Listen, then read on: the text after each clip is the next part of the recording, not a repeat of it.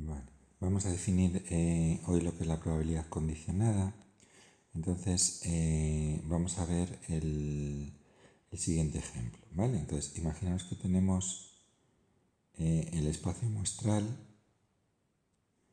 el total de individuos de una población, que son los clientes de un bar.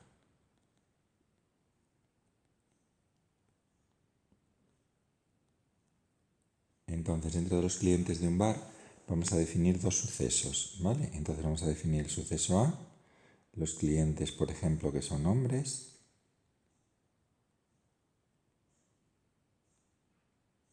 y el suceso B, los clientes que les gusta o que van al bar a bailar, por ejemplo. ¿Vale? Entonces nosotros vamos a, en este bar, a delimitar varias zonas. Entonces vamos a delimitar una zona que vamos a llamar zona A, donde en este bar se van a poner los hombres. Tienen que estar dentro de esta zona A, ¿vale? Y vamos a delimitar otra zona B, que es la pista de baile, donde se van a situar los clientes del bar que les gusta bailar, ¿vale? Entonces, fijaros que de esta manera el espacio muestral, todo el bar, me queda dividida en estas zonas. Si entra un cliente y resulta que es un hombre que le gusta bailar, tiene que situarse dentro de la zona A y dentro de la zona B. Luego tiene que situarse dentro de ese trocito de la intersección. Si entra otro segundo cliente que es un hombre pero no le gusta bailar, tiene que situarse dentro de la zona A pero fuera de la zona B.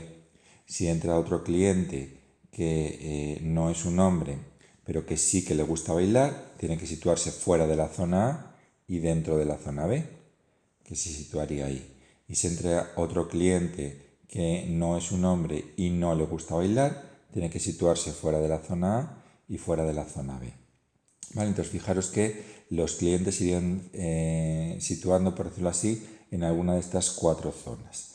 Entonces vamos a entrar otro cliente que sea un hombre pero que no le guste bailar, otro cliente que no sea un hombre pero que le guste bailar, otro cliente que sea un hombre pero que no le guste bailar, otro cliente que sea un hombre que le guste bailar, otro cliente que no sea un hombre y no le guste bailar, y otro cliente, por ejemplo, que sea un hombre y que sí perdón, que no le guste bailar, ¿vale? Entonces, si vamos a intentar aplicar la regla de Laplace para calcular las probabilidades, contaríamos que el número total de personas que hay en el bar, en total hemos puesto 10 clientes. El número total de clientes que son hombres son los que están dentro de la zona A, ¿vale? Entonces fijaros que hay 6 clientes dentro de la zona A y el número de personas que les gusta bailar, si lo contamos dentro de la zona B, fijaros que hay 4 clientes, ¿vale? Entonces no tiene por qué coincidir que este 10 sea la suma de este 6 más este 4, ¿eh? Simplemente en este caso ha sido casualidad, ¿vale? Podría haber sido 6 y 3 o 3 y 2, lo que sí que es que, o incluso 6 y 5, ¿vale? Porque hay clientes que cumplen las dos condiciones, que son hombres y que les gusta bailar, ¿vale? Entonces, vamos a intentar asignar probabilidades utilizando la regla de Laplace, ¿vale?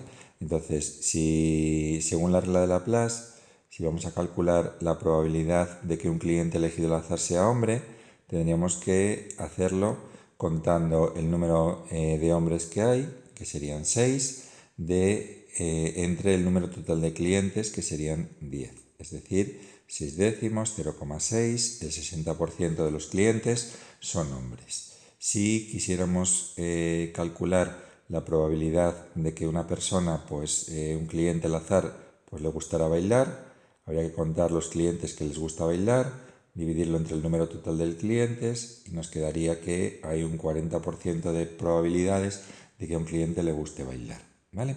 Vamos a calcular entonces la probabilidad de que un cliente sea hombre y le guste bailar.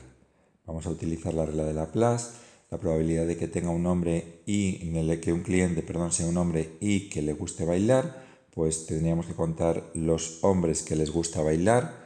Fijaros que son los que estarían dentro de esta zona de aquí, ¿vale? Estarían dentro de la zona A, son hombres, y dentro de la zona B les gusta bailar. Entonces tendríamos que hay 2 clientes que son hombres y les gusta bailar, de un total de 10 personas, por lo tanto sería un 20% de personas que son clientes que son hombres y les gustan bailar, ¿vale? Bueno, pues vamos a intentar a partir de este ejemplo explicar un poquito la probabilidad condicionada. ¿Qué pasa si en vez de calcular una probabilidad respecto del número total de clientes del bar, ¿vale? Respecto del total del espacio muestral, lo vamos a calcular sabiendo que ya ha ocurrido alguno de los dos sucesos, el suceso A o el suceso B, ¿vale? Entonces, imaginaros, por ejemplo, que tuviéramos que, yo quiero calcular la siguiente probabilidad. Yo voy a calcular la probabilidad de que un cliente, pero ya no es cualquier cliente, ¿vale? Dentro de los clientes, por ejemplo, que les gusta bailar, y se expresaría así, ¿vale? Con una barrita y debajo el B, es decir, aquí ya estoy poniendo una condición, no es cualquier cliente, es dentro de los clientes que les gusta bailar, cuál es la probabilidad de que un cliente sea un hombre, ¿vale? Entonces eso lo vamos a escribir como la probabilidad de A condicionado B, ¿vale? Entonces, si aplicamos la regla de Laplace, tendríamos que trabajar ya no sobre el total de los clientes del bar. Ahora el espacio muestral, voy a borrar aquí en el dibujo esta zona que he marcado y le voy a volver a poner.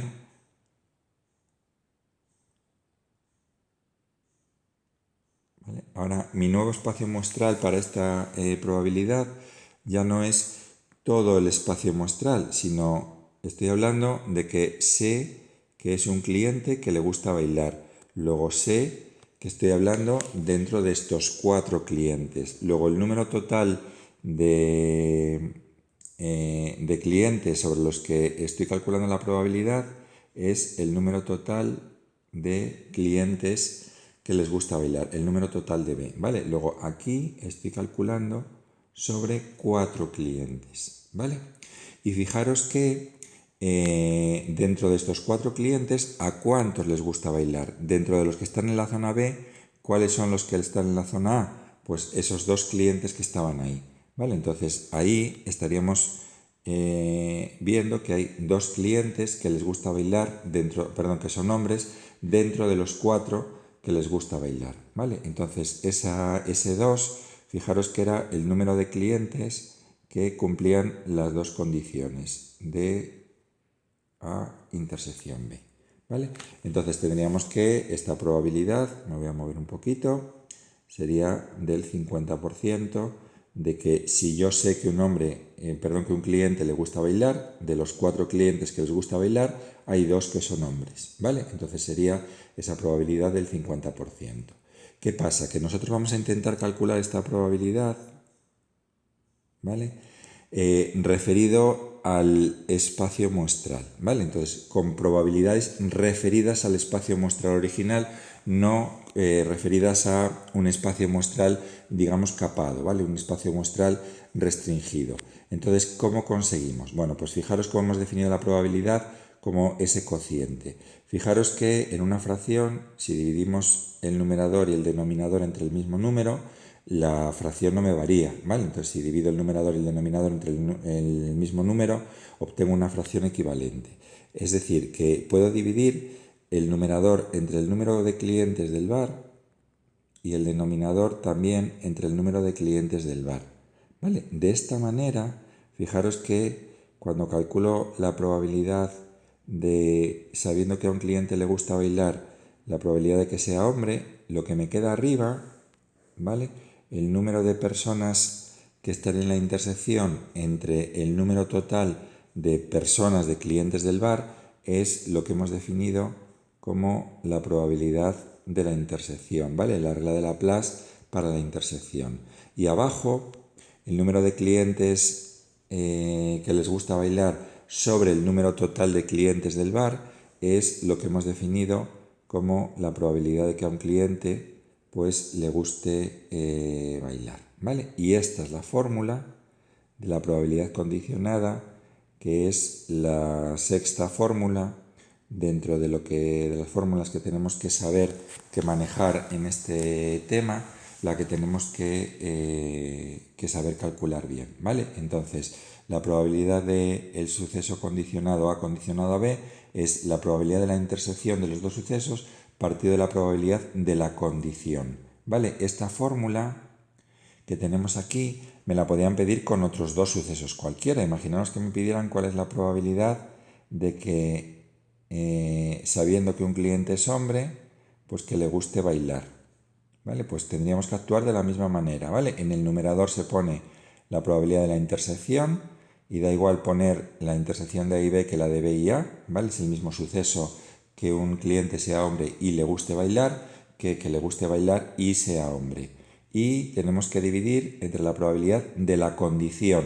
Fijaros que en el caso anterior la condición era que le guste bailar, en este caso la condición es que sea un hombre. Luego a la hora de poner la condición, en vez de poner como condición que le guste bailar, tengo que poner como condición que sea un hombre. Es decir, la probabilidad esta era 0,2 de un total de la probabilidad de que sea un hombre, que quiero recordar que era 0,6. ¿Vale? Esto daría un tercio, 0,3 periódico, un 33,3%. ¿Vale?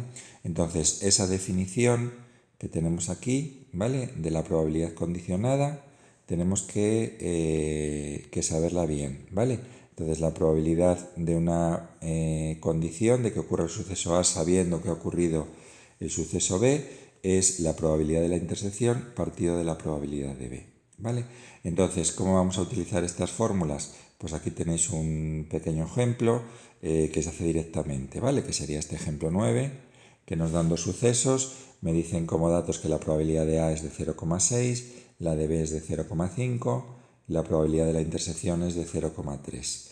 Y me piden calcular la probabilidad de que ocurra B sabiendo que ha ocurrido A, ¿vale? Yo ya sé de entre los que cumplen la condición A, tengo que calcular la probabilidad de que esa persona cumpla B, ¿vale? Aplicamos la definición, lo tenemos aquí, ¿vale? La probabilidad de que ocurra B sabiendo que ha ocurrido A, aplicamos la definición, es la probabilidad de que ocurran los dos sucesos, la de la intersección, partido de la probabilidad de la condición, ¿vale? La condición aquí es A, luego tengo que dividir entre la probabilidad de A. En este caso, la de la intersección era 0,3, la de A es 0,6, dividimos y nos queda 0,5. Si me pidieran la probabilidad en el apartado B, la probabilidad de que ocurra A sabiendo que ha ocurrido B, eso es una probabilidad condicionada,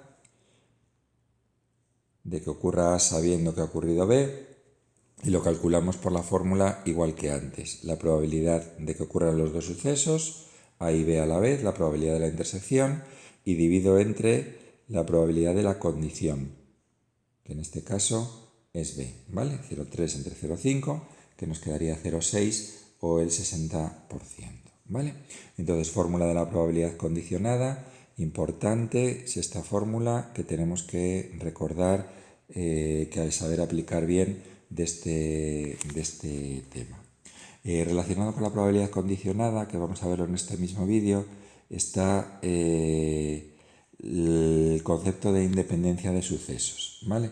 Entonces, ¿cuándo dos sucesos son independientes? Bueno, pues dos sucesos son independientes cuando la probabilidad de que esta probabilidad condicionada que hemos definido antes, pues realmente no sea una verdadera probabilidad condicionada. Es decir, que la probabilidad de que ocurra A sabiendo que ha ocurrido B es la misma que si no sé que ha ocurrido B, ¿vale? Entonces, si veis aquí en la definición, eso lo que implicaría es que para que la probabilidad de que voy a escribirlo aquí, para que la probabilidad de que ocurra A sabiendo que ha ocurrido B, ¿vale? Que acabamos de definir que es la probabilidad de la intersección, partido de la condición, ¿vale? En este caso de B, para que esta probabilidad coincida con la probabilidad de A sin saber que ha ocurrido B. Si despejáis de aquí la probabilidad de la intersección, dos sucesos son independientes. Probabilidad de B que está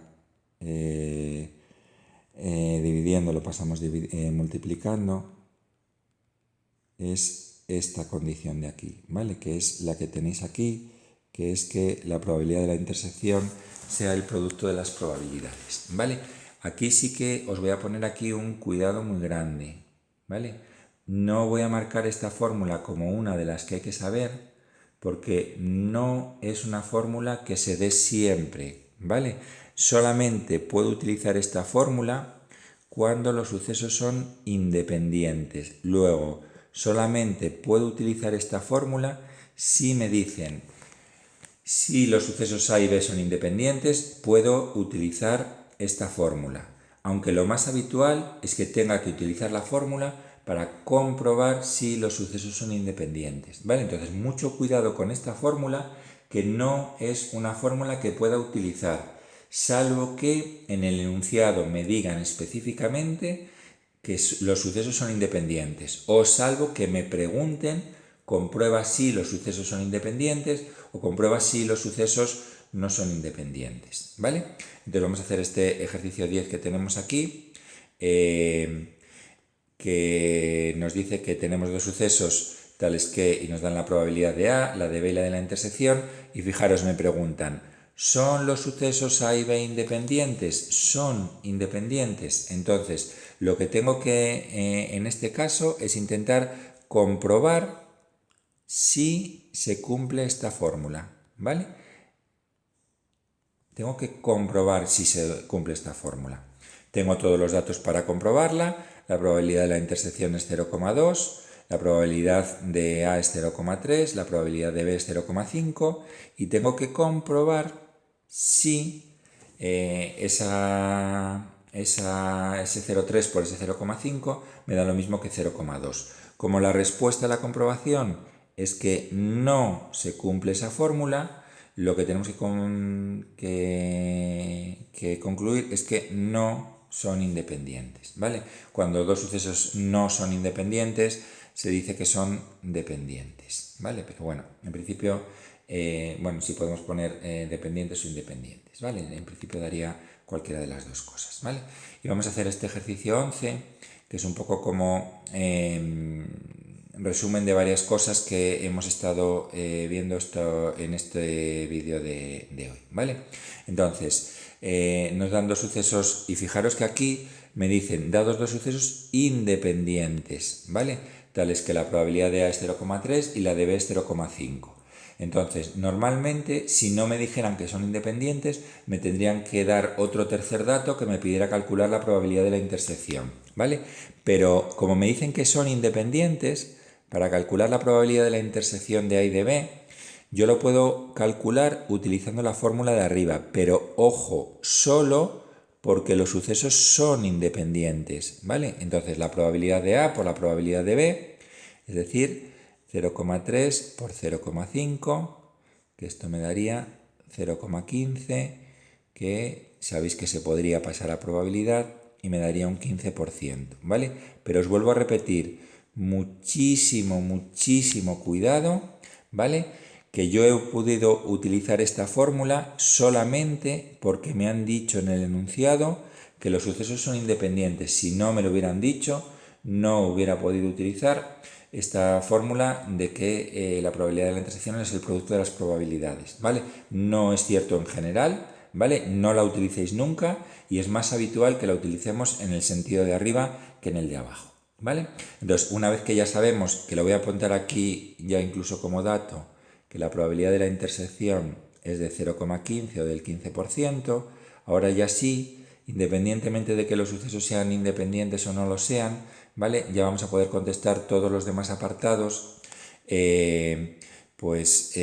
aplicando las fórmulas que ya conocemos, ¿vale? Por ejemplo, en el caso del apartado B, que me piden la probabilidad de la unión, Cuando me piden la probabilidad de la unión, siempre mi primera opción tiene que ser recurrir a la fórmula de que es la probabilidad del primero más la probabilidad del segundo menos la probabilidad de la intersección.